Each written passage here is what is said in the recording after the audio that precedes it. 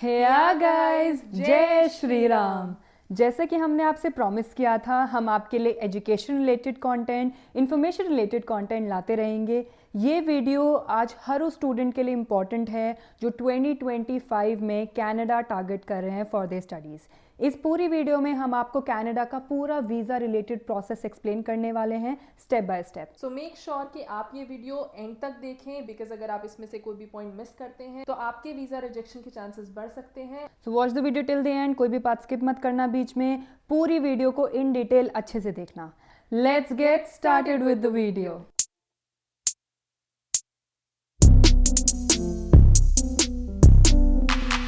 The first point is do your research well. Now, what do we mean by it? There's a saying, the one who fails to plan plans to fail. So, आपकी जो research है वो बहुत ज़्यादा ज़रूरी है। अब हमने रिसर्च करनी है, हमने प्लानिंग करनी है, बट हमको रिसर्च करनी किस चीज़ की है? आपको रिसर्च करनी है अपने कोर्स की। इसके लिए आपको करना क्या है? आपको सबसे पहले अपनी कॉलेज की वेबसाइट को विजिट करना है। वहाँ पर आपको अपना जो कोर्स है उसको सेलेक्ट करना है। उस कोर्स के डिस्क्रिप्शन को बहुत ध्यान से पढ़ना है। हमें अपना कोर्स अपनी स्ट्रेंथ के हिसाब से चूज़ करना है, अपने इंटरेस्ट के हिसाब से चूज़ करना है। अगर आप इस वाले अपने फेज में टाइम स्पेंड करते हैं, you will not regret, because इससे आपका आगे का प्रोसेस तो स्मूथ होगा ही, साथ के साथ आपका फ्यूचर भी बेटर अलाइन हो जाएगा। So the next very very important step is IELTS. अब ये जो स्टेप है ना, इससे मुझे लगता है मैक्सिमम स्टूडेंट्स को डर लगता है, और ये एक प्री रिक्वायरमेंट है जो कि हमें चाहिए ही है। This is something that you have to cross and that you have to get good bands in to, ताकि आप एक अच्छी यूनिवर्सिटी, अच्छा कॉलेज टारगेट कर सकें। Now what is this exam? इसका प्रिपरेशन कैसे होना चाहिए, या फिर इसमें कितना स्कोर आना चाहिए, ये चीज़ें मैं आपको भी स्लाइटली एक बहुत बेसिक ओवरव्यू दे रही हूँ। इसके ऊपर हम प्रॉपर इन डिटेल एक वीडियो भी बनाएंगे, एक सीरीज़ बनाएंगे रादर, जो कि आपको बहुत ज़्यादा हेल्प करेगी for your preparations for coming here in Canada. So requirement क्या है? सी, बहुत सिंपल रिक्वायरमेंट है। रादर अगर आप पहले से कंपेयर करेंगे, अगर आपके कोई सिबलिंग्स, अगर आपके कोई फ्रेंड्स पहले कनाडा गए हैं, अगर आप उनसे कंपेयर करेंगे तो बहुत रिड्यूस रिक्वायरमेंट है, बहुत कम रिक्वायरमेंट है। You have to score 5.5 in each of the sections, और ओवरऑल स्कोर आपका 6 का बैंड होना चाहिए। ये टारगेट करना is not at all difficult, मतलब आपको स्ट्रेस लेने की ज़रूरत नहीं। कैसे टारगेट होगा, कैसे कर पाएंगे, how is it possible? See, there are 4 sections: speaking, reading, writing and listening. चारों सेक्शन टारगेट करना ईजी है। थोड़ा सा जो इन चारों में कंपैरेटिवली डिफिकल्ट है, that is speaking, because obviously आपको कन्फ्रंट करना है to the person who is there. आपको continuously, you people know the process. If not, I told you, हम लोग एक डिटेल्ड वीडियो निकालेंगे इसके ऊपर, don't have to worry about it. For now understand, सिर्फ आपको 5.5 का बैंड चाहिए in each of this section and overall 6, which is not at all difficult task guys, trust me, easy है। थोड़ी सी मेहनत है। रैदर अगर आप मुझसे पूछोगे, जो student already English medium schools में पढ़ रहे हैं विद गुड कम्युनिकेशन स्किल्स, जो आप अपने स्कूल में ही सीखते आ रहे हैं, आपको इस एग्ज़ाम की सेपरेटली प्रिपरेशन करने की कोई भी ज़रूरत नहीं है। अगर आप 2 दिन पहले भी पढ़ के जाते हैं, ट्रस्ट मी, सिर्फ एग्ज़ाम का पैटर्न समझ के जाते हैं, तब भी आप आराम से ये स्कोर अचीव कर सकते हैं। And the better you score, the better it would be for you. ऐसा नहीं है कि सिर्फ 6 आ गया तो ठीक है। टारगेट फॉर मोर, ज़्यादा अच्छा स्कोर आना चाहिए, target more for that, but still अगर आप 6 भी अचीव करते हो तो ये आपका स्टडी परमिट का कट ऑफ कट करता है। So that is it. अगर आपको आइल से रिलेटेड कोई भी क्वेरी है, कोई स्पेसिफिक क्वेरी है, अगर आपको एग्ज़ाम अभी दे रहे हैं आप, and yes I forgot to mention this, exam book कब करना है? एटलीस्ट आप जब भी अपना प्रोसेस स्टार्ट करने के बारे में प्लान कर रहे हैं गाइस, इसका भी मैं भी टाइमलाइन फ्रेम आपको बताती हूँ। अगर आपको for example there are 3 intakes, Jan intake, May intake and the September intake. तो अगर आप फॉर एग्जाम्पल अगर आप सितंबर इंटेक टारगेट कर रहे हैं तो आपका आइल्स एटलीस्ट जैन में हो जाना चाहिए, मैक्स टू मैक्स फेब। उसको एक्सीड मत करना प्लीज़, बिकॉज आपके आगे के भी बहुत सारे स्टेप्स है जो आपको कवर अप करने हैं, वरना वो आपका फिर टाइमलाइन रिड्यूस हो जाएगा, निकल जाएगा। And this very very important update from IRCC, I am telling you this. अगर आप 1 महीना पहले अपना वीज़ा आपके पास नहीं आता है, अगर आप ऑन डेट नहीं पहुंच पाते हैं, और अगर आप जैसे आई सेड, अगर आप सितंबर टारगेट करें और अगर आपका वीज़ा ही डिले हो गया, प्रोसेस डिले हो गया, तो आपका वीज़ा रिजेक्ट होने के चांसेस बहुत ज़्यादा हाई हैं। मतलब ऐसा नहीं है जैसे पहले होता था कि स्टूडेंट्स इंडिया में स्टे कर जाते थे, उनके वीज़ाज आ जाते थे, फिर वो बाद में चले जाते थे। फॉर एग्जांपल सितंबर इनटेक है, अक्टूबर में चले गए, नवंबर में चले गए। अब ऐसा नहीं है। अगर आप सितंबर के लिए टारगेट कर रहे हैं, अगर आपका फाइलिंग टाइम पे नहीं हुआ और अगर आपका ऑल द स्टेप्स, अगर आपके कोई भी स्टेप मिस आउट होता है, कंप्लीट नहीं हो पाया, तो आपके वीज़ा रिजेक्शन के चांसेस एक्सट्रीमली हाई हैं। अगर आपको आइल से रिलेटेड हमसे कोई भी हेल्प चाहिए, प्लीज़ कमेंट सेक्शन में मेंशन करिए। इंस्टाग्राम पे हमें फॉलो कर सकते हैं, हमारी आईडी है @UASPIRE abroad, you Aspire abroad. Insta पे हमें डीएम कर सकते हैं या फिर कमेंट सेक्शन में अपनी क्वेरीज मेंशन कर सकते हैं। अगर आप रीसेंट आइल्स दे रहे हैं, हम आपकी डेफिनेटली हेल्प करेंगे इस चीज़ में। That is it for IELTS. Will move forward to the next step. Okay guys, so now the next step is start collecting all your documents. So now अब आपको क्या क्या डॉक्यूमेंट्स यहाँ पर आने के लिए चाहिए। अगेन डिपेंड करता है कि आप कौन सी फेज़ में यहाँ पर आ रहे हैं। फॉर एग्जाम्पल अगर आप 12th से जस्ट पास आउट होकर यहाँ पर आ रहे हैं, आपका सिर्फ हाई स्कूल कंप्लीट हुआ है और आपने फिर सोचा है कि आप यहाँ पर आकर या तो अपनी बैचलर्स कंप्लीट करना चाहते हैं या फिर कोई यूजी डिप्लोमा करना चाहते हैं, सो आपको डॉक्यूमेंट्स की जो रिक्वायरमेंट्स हैं वो आपकी सिर्फ 12th की जो ट्रांसक्रिप्ट्स होती हैं आपको वो डेफिनेटली चाहिए, आपको आपका स्कूल लीविंग सर्टिफिकेट चाहिए होगा, आपका माइग्रेशन सर्टिफिकेट चाहिए होगा। ये सारे डॉक्यूमेंट्स आपको आपकी स्टडीज़ को डिफ़ाइन कर देंगे, आपकी स्ट्रेंथ्स को डिफ़ाइन कर देंगे। इसके अलावा और भी बहुत सारे डॉक्यूमेंट्स होते हैं, फॉर एग्जांपल फाइनेंशियल डॉक्यूमेंट्स होते हैं, सीए रिपोर्ट्स हो सकती हैं या और भी जो आपके बैंक की स्टेटमेंट्स हैं वो सारी इसमें फाइनेंशियल डॉक्यूमेंट्स में काउंट हो सकती हैं, तो आपको उसकी भी नीड होगी। इसके अलावा आपका जो आइल्स का रिपोर्ट कार्ड है आपको उसकी भी बहुत ज़्यादा ज़रूरत पड़ेगी। सो आई वुड मेंशन इज़ कि आप प्रॉपर एक फ़ाइल बना लें अपने डॉक्यूमेंट्स की, जो भी आपको मिल रहे हैं आपके से कॉलेज से या स्कूल से, और मेक श्योर कि आपके वो जो डॉक्यूमेंट्स हैं आप प्रॉपरली उनको गैदर कर रहे हैं। बिकॉज यहाँ पर आप अब तो बहुत ज़्यादा स्ट्रिक्ट हो गया है procedure, they can ask for any document at any point of the time. In fact कई बार रीवैल्यूएट भी कर लेते हैं ये लोग जो आपके डॉक्यूमेंट्स हैं उनको। Now for the college going students आपको क्या क्या चाहिए। अगेन 12th की मार्कशीट आपको भी चाहिए है, बट इसके अलावा आपको आपके कॉलेज की ट्रांसक्रिप्ट्स भी चाहिए, आपको आपके कॉलेज से डिग्री जो मिलने वाली है आपको वो भी चाहिए। सो आई थिंक यहाँ पर कुछ कैनेडियन जो यूनिवर्सिटीज़ हैं या फिर जो कॉलेजेस हैं शायद कुछ टाइम देते हैं कि विद इन 6 months आप अपना जो डिग्री है उसको आप सबमिट करा सकते हैं। But I would highly mention that it is better if you have something in your hand, ताकि अगर किसी भी पॉइंट ऑफ टाइम पे आपके कोई भी डॉक्यूमेंट्स अगर आपसे मांगे जा रहे हैं आप उसको सबमिट करा सकते हैं। सो ये सारी चीज़ें आपके पास होनी चाहिए and I think we will make a separate video on it as well. So Payal is absolutely right. हम आपके लिए हर एक स्टेप की डिटेल वीडियो बनाएंगे। Like I said in the beginning, ये पूरी एक सीरीज़ क्रिएट करेंगे, हर एक स्टेप को इन डिटेल आपको एक्सप्लेन भी करेंगे आगे आने वाली वीडियोस में। डॉक्यूमेंट्स की प्रॉपरली एक चेकलिस्ट दूंगी मैं आपको, जिसे फॉलो करके आप अपनी डॉक्यूमेंट्स फाइल बना सकते हैं। And trust me guys, experimented है, लोगों से एडवाइज्ड है। इवन अगर आपको एजेंट्स भी कोई चेकलिस्ट एडवाइस करे उसमें भी काफ़ी चेंजेस होते हैं। तो मैं आपको एडवाइस करूँगी, वेट फॉर द वीडियो। जब हमारी वीडियो आ जाए आप उस डॉक्यूमेंट्स को उसके अकॉर्डिंग लाइन अप करें, फाइल करें, अच्छे से अरेंज करें, उसके बाद ही अपना वीज़ा प्रोसेस फाइल करें। So yeah guys, the next step is apply for your offer letter. जैसे पायल ने बोला, जो आपका स्टेप नंबर 1 है, ये उसी से रिलेटेड पॉइंट है। आपने जो जो यूनिवर्सिटीज़ या कॉलेजेस अपने लिए शॉर्टलिस्ट की थी, जो आपने अपनी चेकलिस्ट में मेंशन की थी, आपको उन सारी यूनिवर्सिटीज़ और कॉलेजेस में अप्लाई करना होता है। अब आप अप्लाई कैसे करेंगे? टोटल ऑनलाइन प्रोसीजर है। हर एक कॉलेज यूनिवर्सिटी की वेबसाइट पे एडमिशन प्रोसेस करके मेंशन्ड होता है। अगर आप सर्च करेंगे आपको प्रॉपर इन डिटेल पता चल जाएगा कि आपको उनको एक सेपरेट फॉर्म के थ्रू अप्लाई करना है या फिर ईमेल के थ्रू अप्लाई करना है। नॉर्मली फॉर्म्स होते हैं, ऑनलाइन एप्लीकेशन होती है, वैसे आप अप्लाई करते हैं। नाउ सेकेंड थिंग, जो एप्लीकेशन फ़ीस होती है, एप्लीकेशन फ़ीस नॉर्मली कॉलेजेस की फ्री होती है, यूनिवर्सिटीज़ की चार्जेस नहीं होते हैं, बट स्टिल कुछ यूनिवर्सिटीज़ एंड कॉलेजेस में चार्जेस रहते हैं। अब उसका रेंज क्या होता है? It goes from like 50 CAD to 150 CAD, yes, इसके बीच में।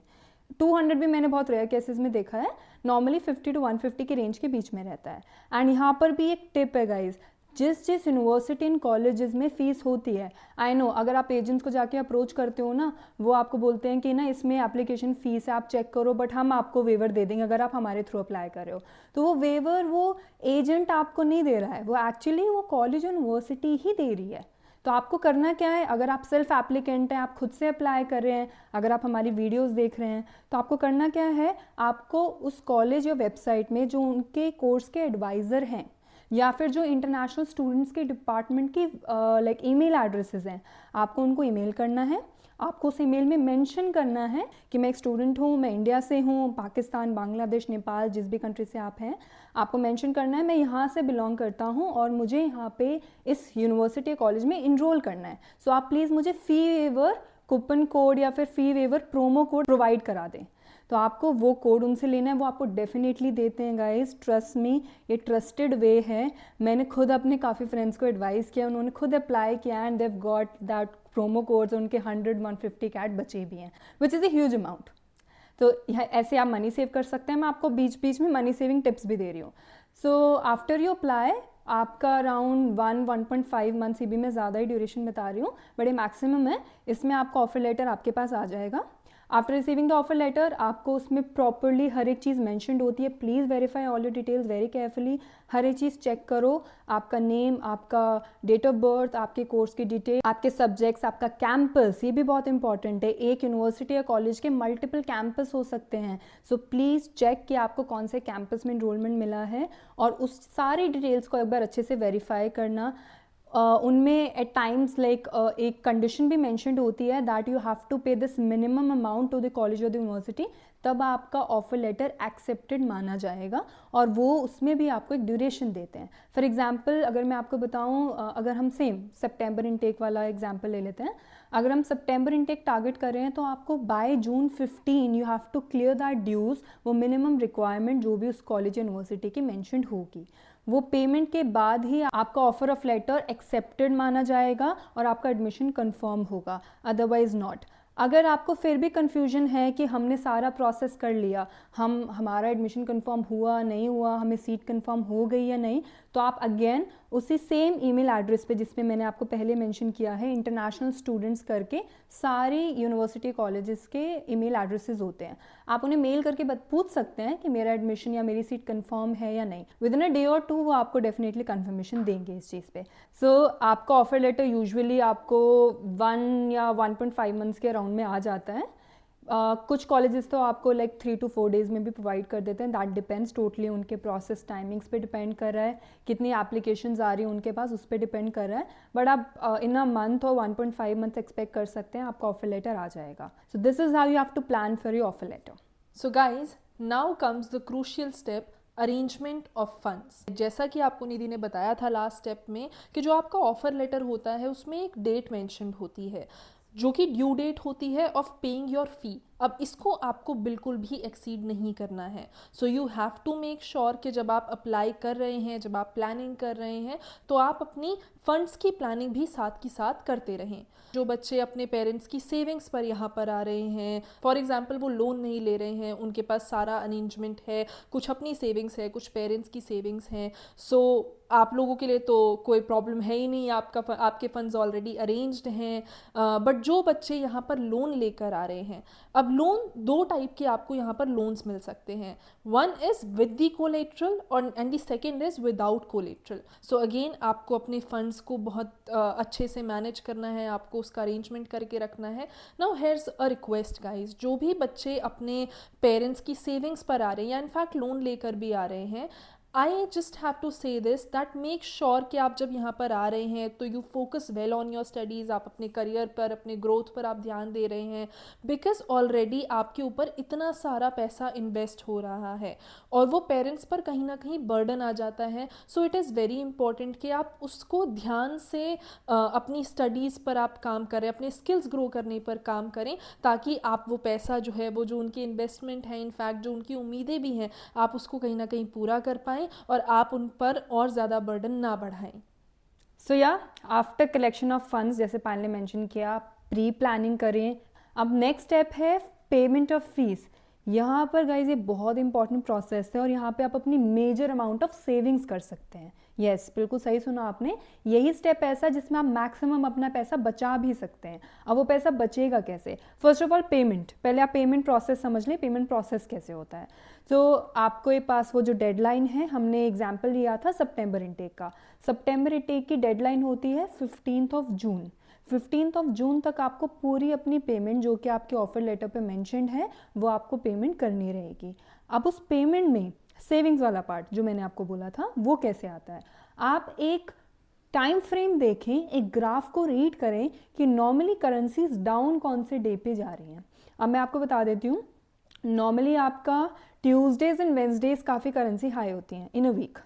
तो आप ट्राई करें कि आप फ्राइडेज जैसे जो क्लोजिंग टाइम है या तो उसमें, या फिर थर्सडे या इधर मंडे पे एट टाइम्स करेंसीज लो रहती हैं, तो आप उन डेज पे टारगेट करें अपना फीस पेमेंट का। बहुत मेजर अमाउंट तो आप करेंसी डिफरेंस से ही बचा लोगे, मतलब अराउंड 20 to 30,000 तो वेरी इजीली आप करेंसी एक्सचेंज से सेव कर लेते हो। सेकेंड टिप, कैसे अमाउंट सेव करना है, आप ऑब्वियसली किसी एजेंट को अप्रोच करोगे, हमारे पास तो इंडियन रुपीज़ में पैसा है, हमें तो अब हमें करेंसी एक्सचेंज करके डॉलर्स में पेमेंट करनी है, तो हम वो कैसे करेंगे। आप या तो वेस्टर्न यूनियन या फिर different kinds of like banks है, करेंसी एक्सचेंज यूनिट्स है, आप उनके पास जाओगे। अब वो आपको ऑब्वियसली कोट डिफाइन करके देंगे, या तो मल्टीपल कोट्स ले लो उनसे, डिफरेंट बैंक से, डिफरेंट लाइक इंस्टीट्यूट से आप एक कोट्स ले लो, एक कंपैरिजन कर लो कि आपको कहाँ पे अच्छी वाली सेविंग हो रही है। ठीक है, एक तो पॉइंट ये है। या दूसरा, मैंने जो पॉइंट खुद से अप्लाई भी किया था और मेरे हिसाब से सबसे बेस्ट चीज़ है, सबसे सेफेस्ट है, दैट इज़ फ्लाई वायर। आप फ्लाई वायर के थ्रू पेमेंट करें गाइस, आप खुद अपने पैसे को कैनेडियन कॉलेजेस यूनिवर्सिटीज़ में ट्रांसफ़र कर पाएंगे बिना किसी मिडलमैन को बीच में लेकर, और वहाँ पर आप एक मेजर अमाउंट सेव भी कर पाएंगे। आपको एक अच्छा करेंसी एक्सचेंज, एक बैलेंस्ड रेट मिल जाता है, और प्लस आपके फंड्स आपके खुद के हैंड में रहते हैं। लाइक आई सेड अगेन, ये सारी चीज़ें हम डिटेल में भी एक्सप्लेन करेंगे, अभी मैं आपको बस एक ओवरव्यू दे रही हूँ। अब गाइस, आपका ऑफर लेटर आ गया है, आपने फ़ी पेमेंट कर दी है। Now the next step is to book your medical. तो जब आप एक बार पेमेंट कर चुके हैं अपनी फ़ीस की, अब आपको आपका वीज़ा अप्लाई करना होता है। बट उस वीज़ा अप्लाई करने के लिए आपको पहले आपका मेडिकल बुक कराना होता है। अब लोग काफ़ी डर जाते हैं कि इस मेडिकल में क्या क्या टेस्ट होने वाला है, तो ऐसा कुछ खास टेस्ट नहीं होता। इनफैक्ट बहुत ही बेसिक टेस्ट होता है। आपका जनरल ओवरऑल हेल्थ का टेस्ट होता है, से ब्लड टेस्ट होता है, और जनरली आपका ब्रीदिंग रेट कैसा है, आपको अस्थमा की प्रॉब्लम तो नहीं है, जनरली इतना ही, यही सारी चीज़ें जो हैं वो टेस्ट होती हैं। हाँ, जो जिन लोगों को टैटू होता है, आई थिंक उनको पहले मेंशन करना होता है, शायद कुछ एक्स्ट्रा फीस होती है, वो भी उनको पे करनी होती है जिन्होंने टैटू कराए हुए हैं। अब बट आपको जब आपका मेडिकल बुक करना है, तो इसमें सबसे ज़्यादा जो क्रूशियल स्टेप है वो है टाइमलाइन। बिकॉज ये क्लियर तो बहुत आसानी से हो जाता है, इतना कुछ मेजर इसमें होता नहीं है, बट इसके लिए स्लॉट्स बहुत कम अवेलेबल होते हैं। इनफैक्ट कई बार आपको 1 मंथ का वेट भी करना पड़ सकता है अगर उनके पास ओवर बुकिंग है तो। अब आपको ये कैसे पता चलेगा, क्योंकि हर हॉस्पिटल में तो आप जाकर नहीं पूछ सकते कि आप IRCC के लिए मेडिकल करते हैं या नहीं करते। हाँ, मैक्स करता है, वो हम सबको पता है, it is a brand now. But उसके अलावा आपको करना क्या है, आपको गूगल पे जाना है, आपको वहाँ पर टाइप करना है IRCC मेडिकल एग्जामिनेशन, और वहाँ पर आपको लिस्ट ऑफ हॉस्पिटल मिल जाती है। जो भी आपका पर्टिकुलर रीजन है आपको वहाँ पे सेलेक्ट करना है। जैसे हम लोग दिल्ली से हैं तो हम लोगों ने दिल्ली सेलेक्ट किया था। आप अगर भटिंडा से हैं, बॉम्बे से हैं, हैदराबाद से हैं, जहाँ से भी आप हैं, आप वो अपना रीजन सेलेक्ट कर सकते हैं। वहाँ पर आपको लिस्ट ऑफ हॉस्पिटल्स मिल जाएंगी जहाँ पर ये मेडिकल एग्जामिनेशंस होते हैं। आप उसको सेलेक्ट करो, आप वहाँ से अपनी प्री बुकिंग कर सकते हैं। इसका जो कॉस्ट होता है मेडिकल एग्जामिनेशन का, it ranges between 6,000 to 8,000 normally. अगर आप मैक्स में जा रहे हैं तो हो सकता है शायद उसकी कॉस्ट थोड़ी ज़्यादा हो, बट अदरवाइज जनरली रेंज यही रहती है। सो आपको आपका मेडिकल एग्जामिनेशन बुक कराना है, और इसमें भी जो हम लोगों ने कहा कि आपको सबसे ज़्यादा ध्यान जो रखना है वो टाइमलाइन का रखना है, कि आपको उसको प्री बुक कराना है। सो या गाइस, जैसे पायल ने आपको बताया, after your medical exam is complete, आपको अपना एक सर्टिफिकेट वो आपको हैंड ओवर करेंगे, आपको वो लेकर आना है। वो आपकी फाइलिंग का एक बहुत इंपॉर्टेंट डॉक्यूमेंट है जो उसमें पंच इन होगा। Now the next step is book your GIC, payment for your GIC। सो आपको GIC होता क्या है, basically it is guaranteed investment certificate. ये एक वो अमाउंट है जो कि कैनेडियन गवर्नमेंट आपसे एक्सपेक्ट कर रही है कि आप यहाँ पर आ रहे हैं, आप ऑब्वियसली स्टडी पर्पज़ के लिए आ रहे हैं, तो वो एक एश्योरेंस मांगते हैं कि आप जब यहाँ पर आएंगे तो आपके पास एक बैकअप फंड्स हैं, कि अगर आप नहीं भी अर्न कर पा रहे हैं, आप पार्ट टाइम जॉब नहीं भी कर पा रहे हैं, तो भी आपका यहाँ पे हाउसिंग, आपका रहना, आपका लाइक एक्सपेंसेस, ग्रॉसरीज, वो सब चीज़ें मैनेज हो पाएँ। तो ये जो अमाउंट है फॉर नाउ, ये 1 Jan 2024 से रूल चेंज हुआ था। Now the amount is $20,635 Canadian dollars. तो ये अमाउंट आपको रिक्वायर्ड है, इतना अमाउंट आपको अपना एक यहाँ पर कनाडा में आपको एक बैंक अकाउंट ओपन करके उसमें फ़ंड्स डिपॉजिट करने होते हैं। अब ये होता कैसे है, ये टोटली ऑनलाइन प्रोसेस है। अगेन इसके लिए आपको एजेंट की रिक्वायरमेंट नहीं है, आप खुद से भी कर सकते हैं, but if you require help तो आपके जिन भी एजेंट्स को आपने प्रेफर किया हुआ है वो भी आपको ये स्टेप में अच्छे से एक्सप्लेन कर सकते हैं। आपको बहुत सिंपली जितने भी बैंक्स हैं लाइक CIBC है, स्कॉशिया है, RBC है and you have ICICI also, ये जो सारे बैंक्स हैं यहाँ पर आप इनमें से इनके रेट्स कंपेयर कर सकते हैं GIC के, एंड जो आपको बेटर रेट्स प्रोवाइड करा आप उन बैंक के साथ जाके अपना एक ऑनलाइन अकाउंट ओपन करके आप उसमें फ़ंड्स डिपॉजिट कर सकते हैं। अगेन फ़ंड्स डिपॉजिटिंग एक बहुत इजी प्रोसेस है, उसके लिए आप किसी भी वेस्टर्न यूनियन या फिर करेंसी एक्सचेंज यूनिट के पास जा सकते हैं। जैसे मैंने आपको फ़ीस के लिए बोला, प्लीज़ करेंसी एक्सचेंज रेट्स को कंपेयर करें, इस स्टेप में भी आप अपने काफ़ी मनी सेव कर सकते हैं। अमाउंट विल बी स्पेसिफिक 20,635, इसके ऊपर कोई भी लाइक टैक्सेस या कोई भी अपर अमाउंट नहीं होता है, यही एग्जैक्ट अमाउंट होता है जो आपको अपने बैंक अकाउंट में, कैनेडियन बैंक अकाउंट में डिपॉजिट करना होता है। जैसे ही आपके पैसे आपके इंडिया के बैंक अकाउंट से डिडक्ट होते हैं तो after like business days of 7 to 10 आपके कैनेडियन अकाउंट में वो डिपॉजिट हो जाते हैं एंड वो रिफ्लेक्ट भी करते हैं। तो उसके लिए भी आपको एक कन्फर्मेशन सर्टिफिकेट्स मिलते हैं, रादर 3 सर्टिफिकेट्स मिलते हैं जो कि आपको अपनी फाइलिंग में अटैच करने होते हैं। अब जब आपके पास आपके सारे डॉक्यूमेंट्स अरेंज हो गए हैं, आपने फ़ी पे कर ली है, आपने आपका मेडिकल बुक करा लिया है, आपकी GIC की पेमेंट भी हो गई है, now the next step is application for visa. So यहाँ पर 2 पोर्टल्स होते हैं, वन इज़ IRCC की न्यू वेबसाइट जो है उस पर आप जा सकते हैं या फिर आप GC पोर्टल पे जा सकते हैं। वहाँ पर आपको आपका वीज़ा अप्लाई करना है और फ़ी पेमेंट करनी है, और उस टाइम पर आपको ये सारे डॉक्यूमेंट्स जो भी आप अभी तक कलेक्ट करते आए हैं आपको वहाँ पर वो भी अपलोड करने होंगे। वहीं पर उसी वेबसाइट पर आपको कुछ और फॉर्म्स भी मिलेंगे, वो भी आपको फिल करके इसी के साथ में अपलोड करने होंगे। Now once you are done with all of this process, अब आता है आपका पेमेंट का ऑप्शन। जो ये आपकी पेमेंट होती है इसमें एक तो आपकी वीज़ा एप्लीकेशन की पेमेंट होगी, दूसरा आपका बायोमेट्रिक का पेमेंट भी इसी के साथ इंक्लूड होगा। सो या गाइज, आपने जैसे ऑनलाइन अप्लाई कर दिया है, ऑनलाइन एप्लीकेशन में येस लाइक पायल मेंशन कुछ प्री लाइक डिफाइंड फॉर्म्स भी ऑलरेडी होते हैं, आपको वो भी फिल करके PDF फॉर्मेट में अपने डॉक्यूमेंट्स के साथ अपलोड करने रहते हैं। द नेक्स्ट स्टेप इज, जैसे आपने सारा पेमेंट कर दिया, पेमेंट ऐसे आपको क्रेडिट कार्ड से करना है, sorry we forgot to mention that, payment आपका क्रेडिट कार्ड से होगा। So please keep a credit card ready. आप अपने फादर का, मदर का, अपने पेरेंट्स में से किसी का भी, आप अगर आपका खुद का क्रेडिट कार्ड है आप अपना खुद का क्रेडिट कार्ड भी इसमें यूज़ कर सकते हैं। Now after you done with this, आपके पास एक कन्फर्मेशन आ जाएगा that your application has been submitted. इसके बाद आपको वेट करना है फॉर लाइक 24 to 48 आवर्स। आपके पास एक रिक्वेस्ट आती है BIL करके। What is that? Biometrics instruction letter, BIL request. आपको बायोमेट्रिक्स के लिए VFS ग्लोबल जाना होगा, वहाँ से आपको अपॉइंटमेंट लेनी है विद दैट लेटर, और आप वहाँ पे जाके अपना बायोमेट्रिक सबमिट करते हैं। काफ़ी बार स्टूडेंट्स को कन्फ्यूजन होती है कि वहाँ पे हमसे कुछ इंटरव्यू क्वेश्चनिंग तो नहीं होगी, हमसे कुछ पूछ तो नहीं लेंगे, हमारा वीज़ा रिजेक्ट हो जाएगा। वो कोई इंटरव्यू राउंड कुछ नहीं होता, आपको सिंपली जाना है, अपॉइंटमेंट बुक करानी है। आपको पहले BIL आया हुआ है, आपको उससे पहले अपॉइंटमेंट बुक करानी है। अपॉइंटमेंट बुक कराने के लिए एक डिफरेंट पोर्टल, आपको सिंपली गूगल पे टाइप करना है appointment for biometrics in whatever state you are, ऐसे करके आप मेंशन करोगे तो आपके पास एक न्यू पोर्टल आएगा, उसमें आपको अकाउंट क्रिएट करना है, वो अपना BIL जो आपका लेटर है उसको अपलोड करना है, अपना Indian mobile number and email address उसमें अपडेट करना होता है, एंड उसमें जो भी फिर आपकी लाइक क्लोजेस्ट डेट होती है उसके ऑप्शंस आपके पास आ जाते हैं। जो भी आपको अर्लीस्ट डेट मिले प्लीज़ उसे ले लो, and then go on that date, उससे VFS ग्लोबल विजिट करो, अपना बायोमेट्रिक्स दो, सिंपल होता है like thumb impression, fingers, eyes, photo click होती है आपकी, दैट्स इट, आपका बायोमेट्रिक्स डन हो जाता है। अंदर जाके मुश्किल से 5 मिनट का भी प्रोसेस नहीं होता है, ये 5 मिनट में आपका बायोमेट्रिक्स डन हो जाता है। आप अपने घर आ जाओगे बायोमेट्रिक्स देके, और वो ऑटोमेटिकली आपके IRCC के पोर्टल या फिर GC के पोर्टल पे अपडेट भी हो जाता है आपकी एप्लीकेशन के अंडर।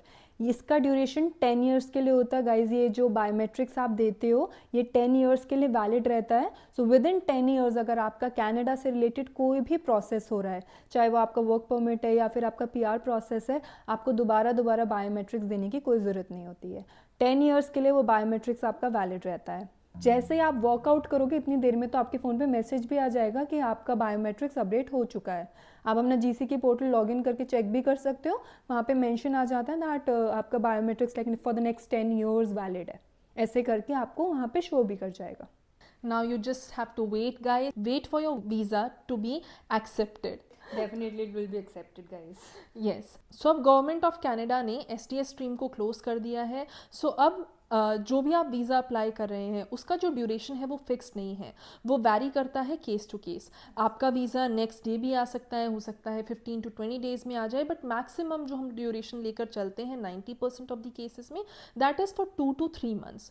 तो आपको ये आपका जितना भी प्रोसेस है, एटलीस्ट अगर आप से सितंबर इनटेक टारगेट कर रहे हैं, आपको बाय मई इसको कंप्लीट कर देना है, इसको फिनिश कर देना है, सो दैट आपके पास 2 to 3 months का बफर टाइम हो to wait for your visa, और आपका जो यहाँ पर आने का प्रोसेस है वो स्मूथली निकल जाए। सो या गाइस, जैसे पहले बोला, now you just have to wait for your visa. उसके बाद वंस एवरीथिंग इज ओवर, आप वेट कर रहे हो, आप अपने वीज़ा का वेट कर रहे हो, now when your visa arrives, तो आपको पता कैसे चलता है उसका क्या डॉक्यूमेंट होता है। So that is basically PPR, passport request letter.